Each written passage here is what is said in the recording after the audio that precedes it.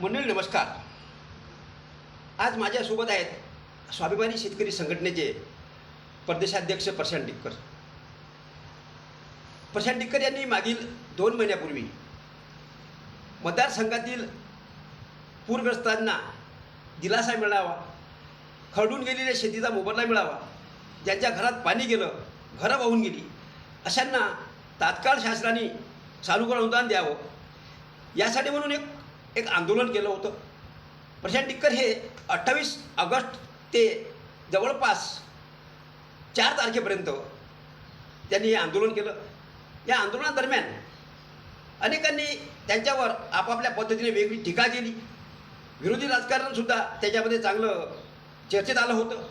आणि या दरम्यान प्रशांत डिक्कर भूमिगत झाले असताना त्यांना जिल्हाधिकारी यांनी 3 तारखेला एक असं पत्र दिलं होतं की तुम्ही अशा पद्धतीचं कोणतेही आंदोलन करू नका की ज्यामुळे कायदा आणि सुव्यवस्था धोक्यात येईल. म्हणून प्रशांत डिक्कर यांना आलेल्या 3 तारखेच्या पत्रामध्ये असा स्पष्ट उल्लेख होता जिल्हाधिकाऱ्यांचा की आम्ही संबंधित अधिकारी आणि कर्मचारी यांची आपल्या उपस्थितीमध्ये बुलढाणा जिल्हाधिकारी कार्यालयामध्ये बैठकीचे आयोजन करणार होते. परंतु ती आंदोलनाचा वाढता प्रभाव आणि त्यामुळे राजकारणामध्ये झालेली खळबळ यामुळे त्यांचं जे त्या दिवसाचं जे मीटिंग होती, बैठक होती, ती पुढे ढकलली गेली.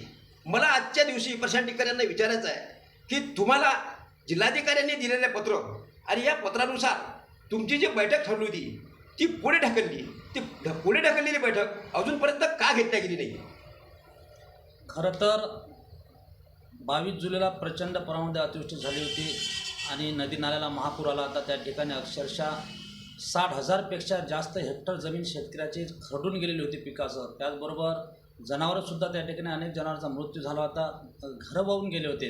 आणि त्यासाठी खरं तर आम्ही अगोदर 29 जुलैला संग्रामपूरमध्ये 25-30 हजार शेतकऱ्यांचा फार मोठा राजू शेट्टी साहेबांच्या नेतृत्वामध्ये मोर्चा काढला होता आणि सरकारला सांगितलं त्यावेळेस होतं की बा ज्या वेळेस या शेतकऱ्यावर कष्टकऱ्यावर संकट येते त्या वेळेस सरकारनं मायबाप म्हणून त्या ठिकाणी त्या संकटाच्या काळामध्ये त्या आपत्तीग्रस्तांच्या पाठीमागे खंबीरपणे उभं राहणं गरजेचं आहे, त्यांना मदत देणं गरजेचं आहे. परंतु सरकारनं त्यामध्ये या नुकसानीचे काही गांभीर्य ओळखलं नाही आणि म्हणूनच आम्हाला जळगाव दामोदमध्ये उपविभागीय कार्यालयासमोर त्या ठिकाणी मला उपोषण करावं लागलं. उपोषण करत असताना दरम्यानमध्ये ज्या आपत्ती माझ्यावर आली हे सर्व मतदारसंघातल्या जनतेने शेतकऱ्यांनी त्या ठिकाणी पाहिलेले आहे. आणि उपोषण करत असताना माझं लोकशाही मार्गाने उपोषण होतं. महात्मा गांधीच्या विचाराने त्या ठिकाणी उपोषण चालू केलं होतं, शांततेच्या मार्गाने उपोषण चालू होतं. परंतु ते उपोषण दडपण्याचं काम या ठिकाणी काही सत्ताधारी मंडळींनी त्या जाणीवपूर्वक केलं. खरं तर उपोषण मंडपातली लाईन बंद करणे, त्याचबरोबर त्या ठिकाणी ज्या लोकांनी मला काँग्रेस असेल, राष्ट्रवादी, शिवसेना, वंचितच्या सर्व पदाधिकाऱ्यांनी त्या ठिकाणी पाठिंबा दिला, त्यांच्यावर 37 लोकांवर पोलिसांवर दबाव टाकून त्या ठिकाणी गुन्हे दाखल केले. म्हणजे तुमच्या हातात सत्ता आहे म्हणजे तुम्ही काही करायचं हे अजिबात चालत नाही, हे खोटं आहे आणि हे सर्व जनतेच्या लक्षात आलेलं आहे. माझं उपोषण उठवण्यासाठी त्या ठिकाणी फार मोठा तापासुद्धा आणला होता. 4थ्या दिवशी उपोषण चालू असताना संध्याकाळी पोलिसांचा गराळा त्या ठिकाणी घातला होता आणि प्रशांत डिक्कर तुमची तब्येत खालावली, प्रचंड चिंताजनक आहे, तुम्ही आता दवाखान्यामध्ये ॲडमिट झालं पाहिजे, तुम्हाला यावंच लागते अशी जबरदस्ती त्या ठिकाणी केली. आणि परंतु जर तुमचं जर बरं वाईट झालं तर आमच्या नोकऱ्या जातील. मी 10 दिवस त्या ठिकाणी अनेक वेळा उपोषण केलं. गेल्या 15 वर्षापासून मी शेतकऱ्यासाठी लढतोय आणि उपोषण करत असताना मी 10 दिवस उपोषण करून माझं काही झालं नाही आणि माणसाचं काही होत नसते 10-12 दिवसामध्ये. परंतु 4थ्याच दिवशी एवढं अचानक माझ्यावर एवढा दबाव का, तुमचं जर काही झालं तर आमच्या नोकऱ्या जातील, म्हणजे हाय कशासाठी, नेमकं त्याला सांगणारा धनी कोण होता बरोबर त्या प्रशासनाला, हे सुद्धा चिंतेचा विषय आहे. आणि म्हणूनच मला असं वाटलं की 4 दिवस उलटून गेले, प्रशासन त्याची दखल घेत नाही, सरकारी त्यामध्ये कोणते काही हे करत नाही. आणि म्हणून यांना अनेक मी आंदोलनं केली आहेत, अनेक आंदोलनातून मी यातून निघून गेलेलो आहे. तर म्हणून मी त्या 4थ्या दिवशी रात्रीच्या वेळी भूमिगत होऊन या सरकारला मी डायरेक्ट आत्मदानाचा इशारा दिला होता की जर का सरकारनं या शेतकऱ्याच्या मागण्या संदर्भातली जर दखल घेतली नाही तर मी येणाऱ्या 4 तारखेला म्हणजे 4 सप्टेंबरला जळगावच्या मैदानात मी आत्मदान करणार या पद्धतीचा इशारा त्या ठिकाणी दिला. त्या पद्धतीचा व्हिडिओ कॉल मोबाईलवर सुद्धा ते सर्व सोशल मीडियावर टाकलं, त्याच्या बातम्या प्रसारित झाल्या आणि निवेदनंसुद्धा पूर्ण प्रशासनाला मी त्या पद्धतीचे दिले होते. त्यानंतर प्रशासन हादरलं.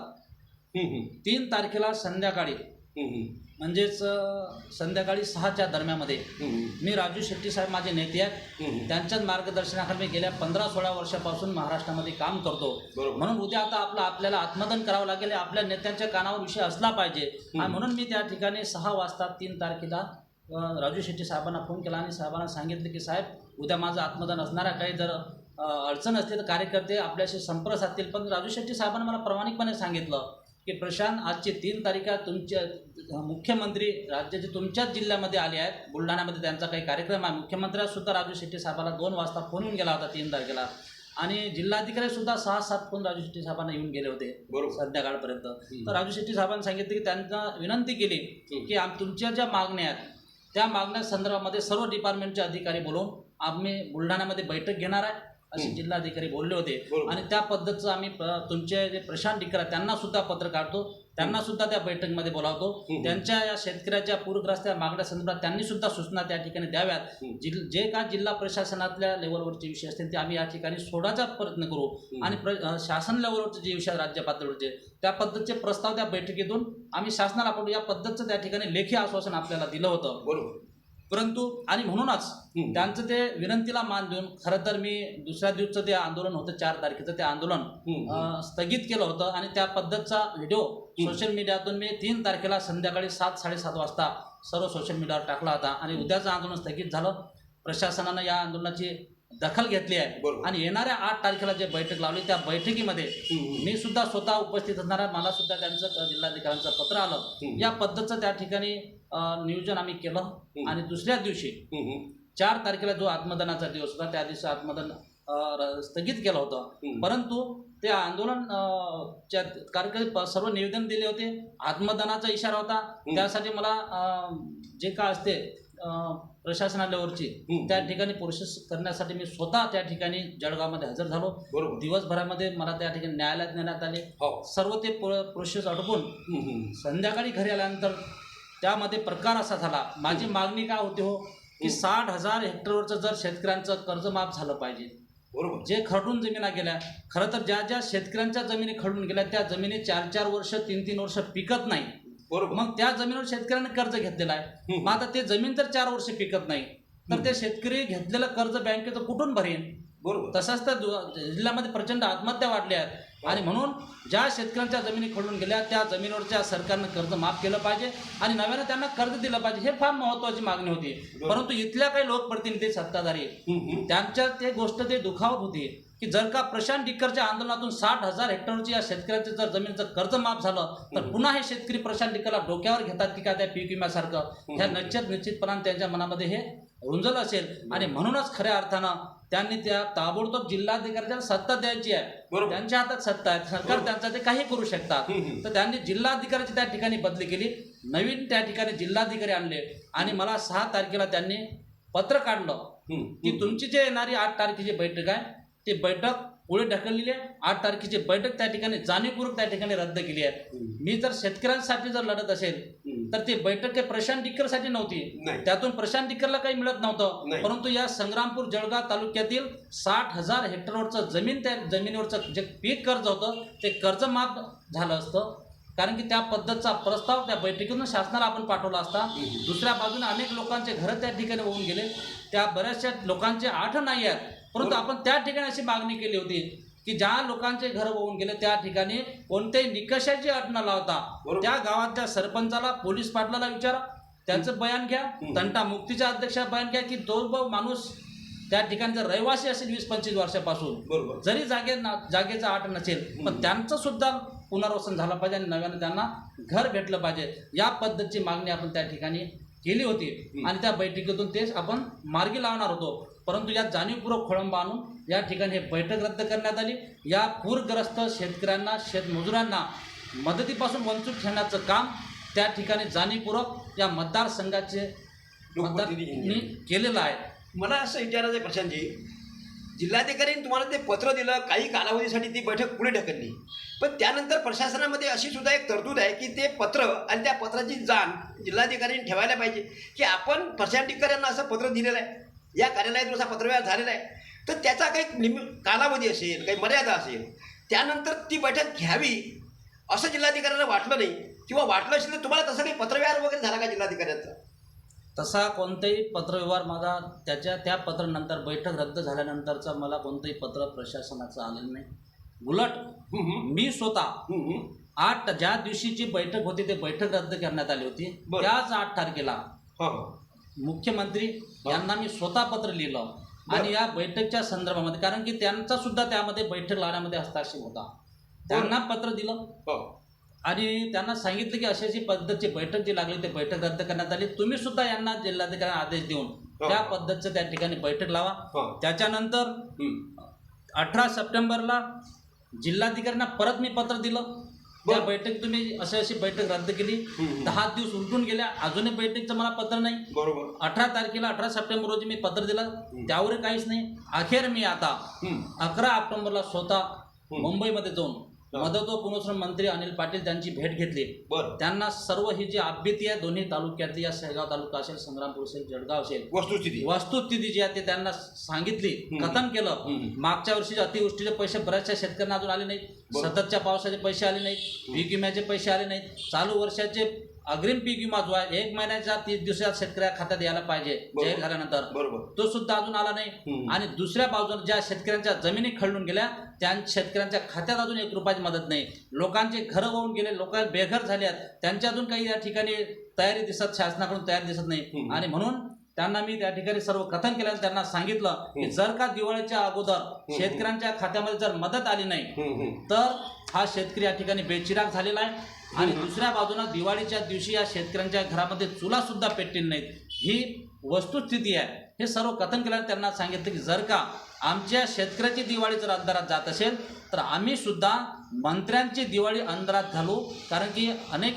आंदोलन मी याच्या अगोदर केलेलं आहे. मागच्या वर्षी सुद्धा हीच परिस्थिती निर्माण झाली होती. मागच्या वर्षी सुद्धा या राज्याचे कृषी मंत्री दादासाहेब भुसे यांचे सुद्धा दिवाळीच्या दिवशी मी 500-600 शेतकरी घेऊन त्यांच्या घरावर गेलो होतो. तर या वर्षी सुद्धा दिवाळीच्या दिवशी जर आमची शेतकरी दिवाळी अंधारात जात असेल तर त्या पद्धतीचा इशारा आम्ही त्यांना दिलेला आहे. आता दिवाळीच नाही तर त्याच्या अगोदरही आम्ही जर मनामध्ये आलं, आमचं जर कार्यकर्त्याचं आणि शेतकऱ्याचं ठरलं तर त्याच्या अगोदर सुद्धा आम्ही मंत्र्यांच्या दिवाळीचे आंदोलन जे आहे ते अगोदर सुद्धा करू शकतो. प्रशांतजी, तुमच्या मतदारसंघाचे आमदार हे सत्तारूढ पक्षाचे आमदार आहेत, संजय कुटे, हे सुद्धा शेतकऱ्याप्रती बांधिलकी आहे, बांधिलकी स्वीकारतात आणि विविध शेतकऱ्याच्या योजनांसाठी निधीसुद्धा त्यांनी मिळवलेला आहे.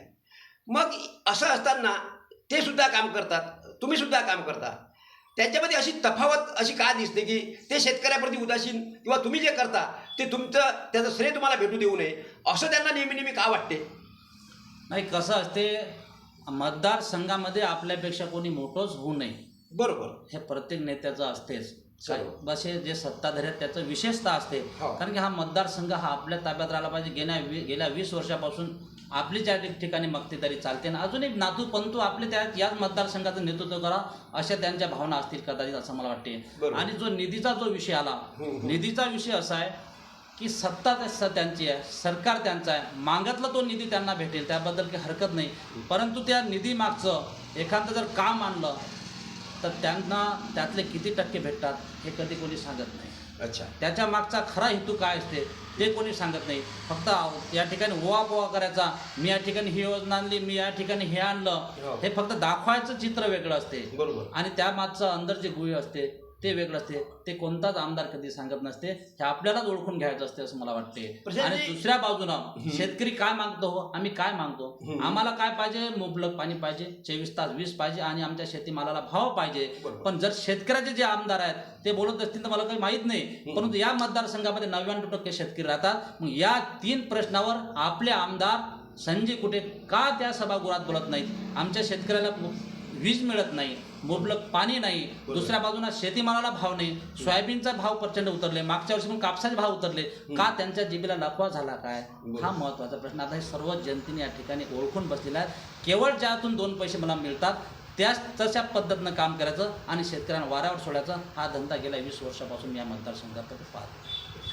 प्रशांतजी, एक शेवटचा प्रश्न आहे की आगामी काळामध्ये तुम्ही म्हटल्याप्रमाणे शेतकऱ्यांना अजूनही ते खरडून गेलेल्या शेतीचा मोबदला मिळाला नाही, बऱ्याचशांना सानुकूल अनुदान मिळालेलं नाही, आणि असं असताना दिवाळी आणि दसरा तोंडावर आलेला आहे. या दरम्यान आत्ता तुमचं शेवटचं म्हणजे ह्या टप्प्यात न्याय देण्याच्या अनुषंगानं पुढची दिशा कशी असेल नेमकं, हा माझा शेवटचा प्रश्न. आताच 11 ऑक्टोबरला मी मुंबईमध्ये स्वतः मदत व पुनर्वसन मंत्री अनिलजी पाटील यांना भेटलो. बरं. त्यांना पत्र दिलं. हं. त्यांना सांगितलं हं. जर का दिवाळीच्या आत शेतकऱ्याच्या खात्यामध्ये जे नुकसान झालं ती जर मदत आली नाही, बरं. त्यामध्ये अनेक वेगवेगळ्या मदतीचं हे असेल सरकारचं. मागच्या वर्षी पण सततच्या पावसाचे पैसे राहिले आहेत, हो. अतिवृष्टीचे पैसे राहिले आहेत, हो. आणि जमिनी खडून गेल्या, त्याचा 1 रुपया अजून शेतकऱ्याच्या खात्यामध्ये आले नाही. बरोबर. ही जर का मदत शेतकऱ्यांच्या खात्यामध्ये दिवाळीच्या आत बरोबर. जर आली नाही, हो. तर स्वाभिमानी शेतकरी संघटना मदत व पुनर्वसन मंत्रीच नाही तर महाराष्ट्रातले जे राज्यातले जे जबाबदार मंत्री आहेत त्यांना सुद्धा स्वाभिमानी शेतकरी संघटना चांगल्या पद्धतीनं घोडे लावेन ह्या पद्धतीचा इशारा आम्ही त्या ठिकाणी दिला. निश्चितच शेतकऱ्याप्रती किंवा शेतकऱ्याच्या समस्यांप्रती अग्रेसर असणाऱ्या या स्वाभिमानी शेतकरी संघटनेच्या वतीनं दिवाळीपूर्वी जर संबंधित शेतकऱ्यांना किंवा गरजू शेतकऱ्यांना, मग तो पीक विमा असेल, खडून गेलेली जमीन असेल, सानुकूल अनुदान असेल, हे जर मिळालं नाही तर स्वाभिमानी शेतकरी संघटना पुन्हा आक्रमक होईल असंच याच्यावरून दिसते आहे. आज प्रशांत टिक्कर आपल्यामध्ये आले आणि त्यांनी मनमोकळेपणानं चर्चा केली, त्याबद्दल मी त्यांचा आभारी आहे. नमस्कार.